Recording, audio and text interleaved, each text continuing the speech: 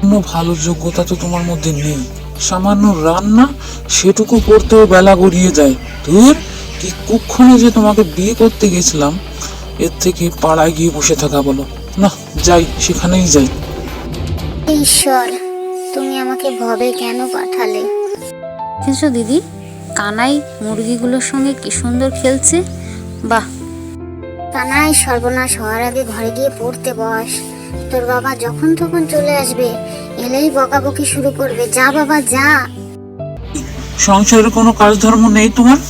দেখবে কেমন মজা, দেবো এক লাথি। এ কি দাদা, এমন ভাবে কথা বলছেন কেন? দিদি তো একটু মজাই করছে মাত্র, আর তো কিছুই নয়। হ্যাঁ, চুপ করো না রাহুলের মা। উনি আমার স্বামী, উনি আমাকে শাসন করতেই পারে। বাবা বাবা, মাকে বকো না প্লিজ, আমি এক্ষুনি পড়তে যাচ্ছি। দিদিমণি, আপনি আমার ছেলে অভয়ের পড়াশোনার ব্যাপারে যা বলতে চান আমাকে বলতে পারেন। দিদিমণি, হোয়াট রাবিশ! আপনার স্বামী ঠিকই বলেন, আপনি একটা গৃহভূত। Call me madam.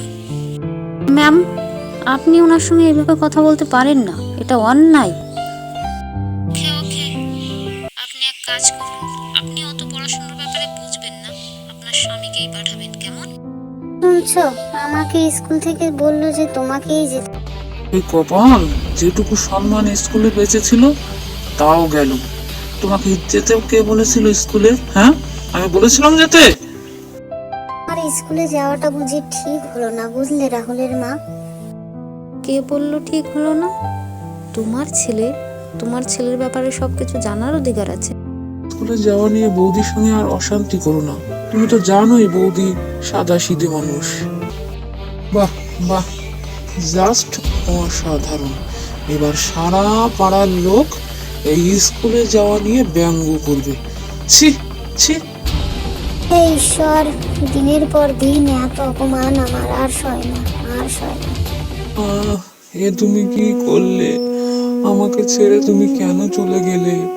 এবার আমার কি হবে? মা, ওঠো ওঠো ওঠো মা। শোন খোকা, এত কান্নাকাটি করিস না। যে যাবার সে তো চলে গেছে, তোকে শক্ত হতে হবে। আমি তো আছি। তোর মা শেষ যাত্রায়ও বোকামির পরিচয় দিয়েই গেল। আজ 25টা বছর হয়ে গেল আমি তোমাকে হারিয়েছি। বিয়ে করেছে, সে নিজের মতন সুখেই আছে। তার আমার কথা ভাবনার আর সময় হয় না। তোমাকে করা প্রতিটা অপমানের সাজা আজ আমি ফিরে পাচ্ছি। আমি নাকি অকর্মা, আমি নাকি কিছুই পারি না। সব সময় বৌমাতা বলে, আমাকে ক্ষমা করে নিজের কাছে ডেকে নাও। নিজের কাছে ডেকে নাও। নিজের স্ত্রীকে সম্মান করতে না পারেন, অপমানটা করবেন না।